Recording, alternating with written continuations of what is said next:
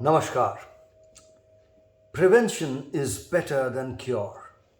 Who hasn't heard of this proverb? Well, we grew up listening to this proverb, but today in this satsang, we are going to explore this a little differently.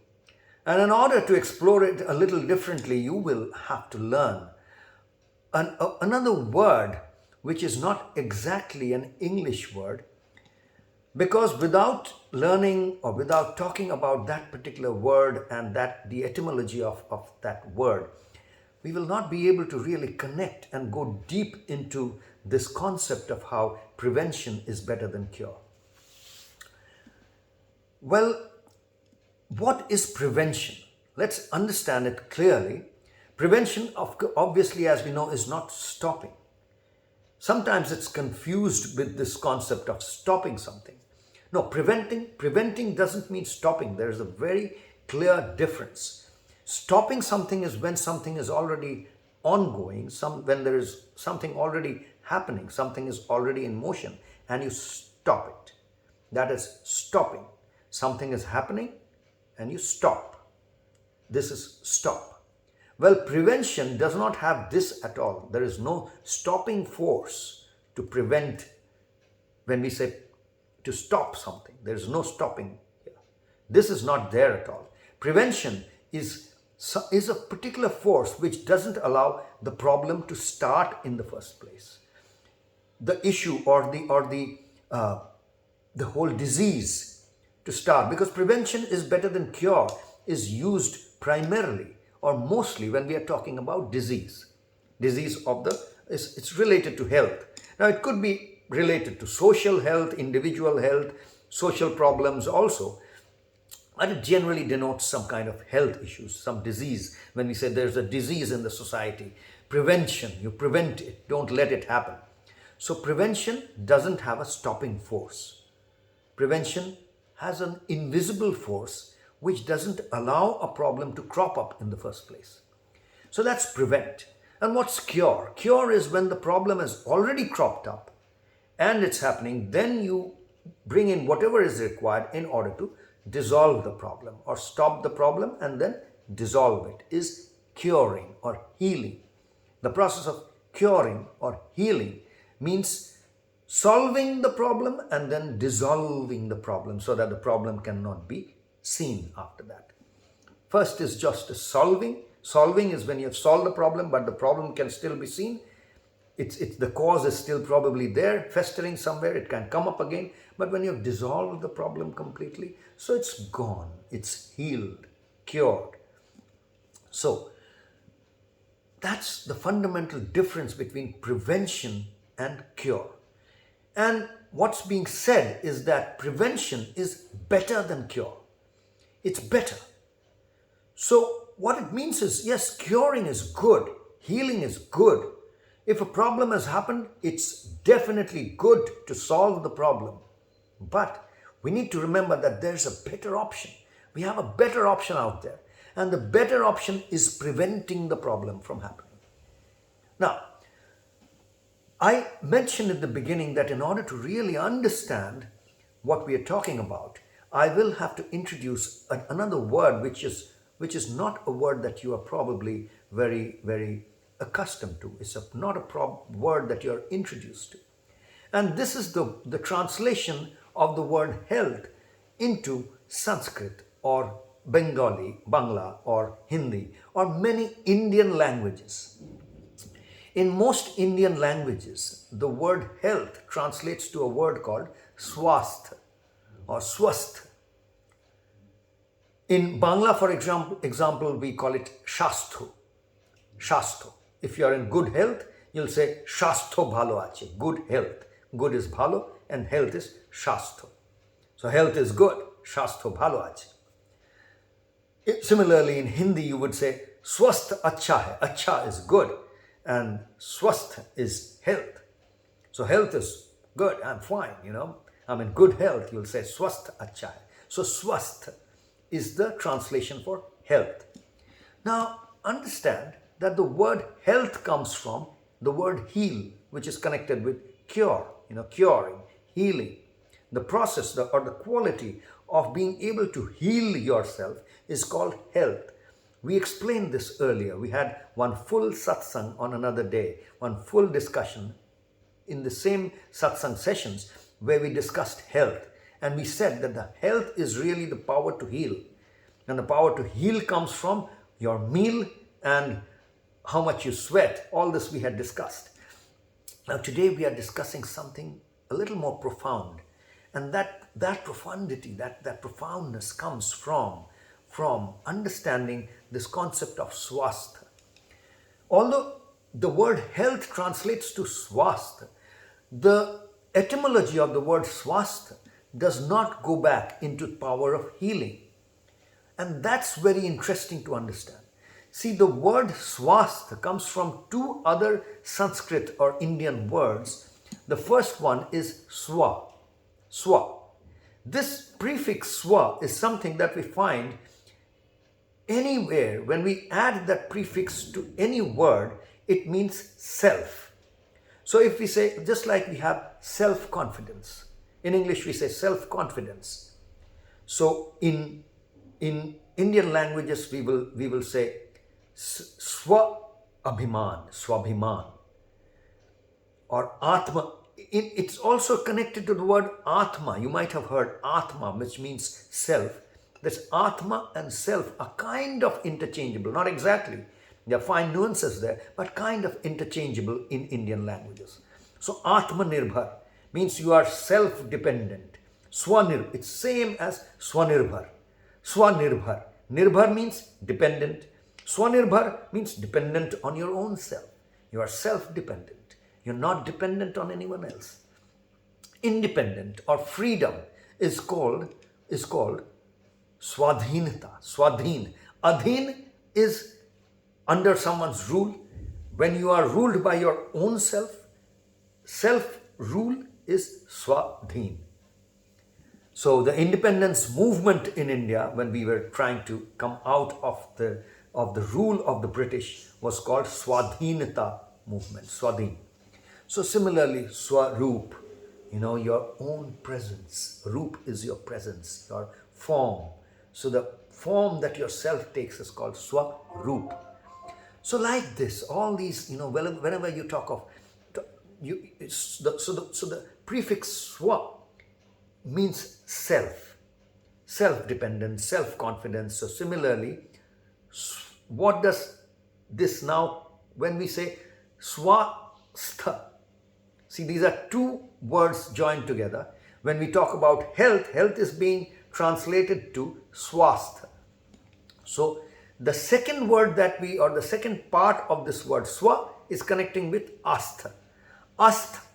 Astha we find in another Indian word which is called astha. Astha is very commonly used for what is called when you have confidence. Astha. Astha is really the word for confidence.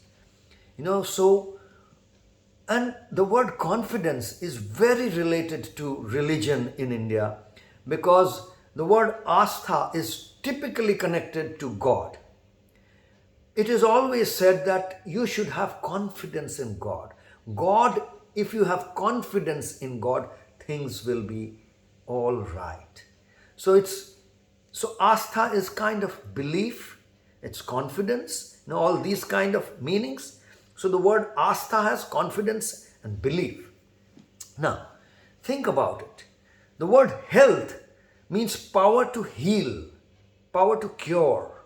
If there is a problem, the power to cure that you have is called health.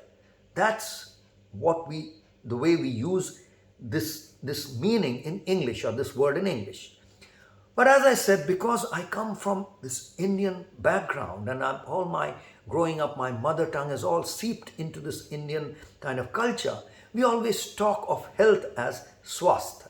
So swastha really adds up to swa, self, astha, confidence or belief, self-belief.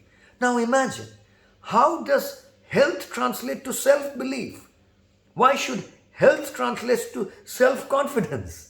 Think about it. Health, there is no Indian word for power to heal. There is no really Sanskrit word for, I mean, there are words, niramay, bimari, dur karna, asuk, etc. are all words which kind of denote this coming out of a problem, but the real translation of health is understood as, or the meaning of health is understood as self-confidence or self-belief. Now, why do you pray to God? Why do you pray to Allah, to Bhagwan, to Ishwar, to Jesus, to Devi, Devta, deities, gods, whichever culture you take, whichever religion you take? It's kind of assumed that God or Allah or Jesus or Devta or Devis or deities or Buddha or whoever you believe is supposed to give you good health. One of the most common occasions which takes us to God is whenever we have health problems. Then we go and start praying. Then we take shelter of God most of all. Whenever there is any kind of health problem, even if it's a societal health problem or a mental health problem or a physical health problem, it's health problem which takes us to God. Now, as you can see, if health problem is taking us to God, in Indian languages, it's called Swashta. God will give you Swashta, means self-confidence, self-belief. So God gives you the belief in yourself, which means what? Which means what he's saying is, what she's saying is, don't come to me, man, go back. Be with yourself, have confidence in yourself. So you're asking God, you're believing in God, you're being confident in God, that God is that quality which will give you back your own confidence. So see the connect between these two now? How health translates to swastha, and what swastha means? It means self-belief. It means, swastha really means that you don't have to, it's that state of your being, that quality, where you don't have to believe in anyone else, including God. You don't have to be confident about doctors, about gods, or anyone. So who's the best doctor? The best doctor is someone who doesn't let you come back to him, who sends you back from him and says that, come on, he teaches you how to be with your own self. You don't have to go and believe in the doctor. That's the best doctor. That's the ultimate doctor. God.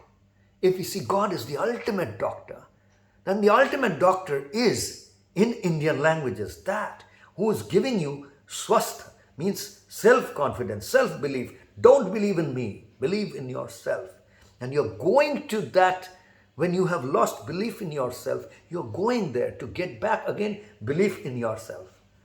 So when we talked about health, we talked about this beautiful Hindi kind of composition which we use in Karma Yoga for 21st Century's Fit for Life program, where we said health ka matlab power to heal, means health means power to heal. Health ke liye khao healthy meal. In order to have good health, you eat healthy meals. Healthy life mein bahe pasina. In order to maintain healthy life, you sweat. Healthy life ka naam hai jeena, means a healthy life means living your life. It's the same thing. See, it's here we are saying khud pe bharosa.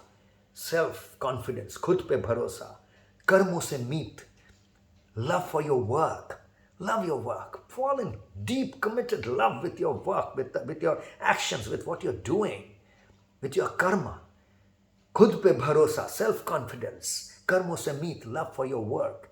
Hunar ki shiksha, learn skills, knowledge, wisdom, and sadhana, do the sadhana. So that hunar, that is hunar ki shiksha, the education of skills. So that you are ready to now put the skills into practice. So hunar ki shiksha, mehi mera jeet. Khud pe bharosa, karmo se meet, hunar ki shiksha, mehi mera jeet. So that is where I win. That is my victory. Mehi mera jeet. So see the connect between the Karma Yoga for 21st Century Fit for Life program and this concept of prevention is better than cure. So swasthata is better than health. Although I don't want to create any fight between English and Indian languages and the West and the East and all that here. It's just a complementing. I've espoused and I've talked about health earlier. Now I'm talking about swasthata today. And these health and swasthata together, we really celebrate both of these things, the power to heal as well as the power to remain swastha, shastha, suswastha, we say good health. So please understand that the Karma Yoga for 21st Century Fit for Life program is not a program which is promising you healing, curing from diseases. If you have a disease, if you have a problem, go to the consult a doctor, consult a consultant. But if you want to prevent problems, you can consult this sadhana paddhati, the Karma Yoga for 21st Century Fit for Life program. So this is a program for prevention. It's not a program for cure. That's all, friends, for today. Take it easy and take care. Namaskar.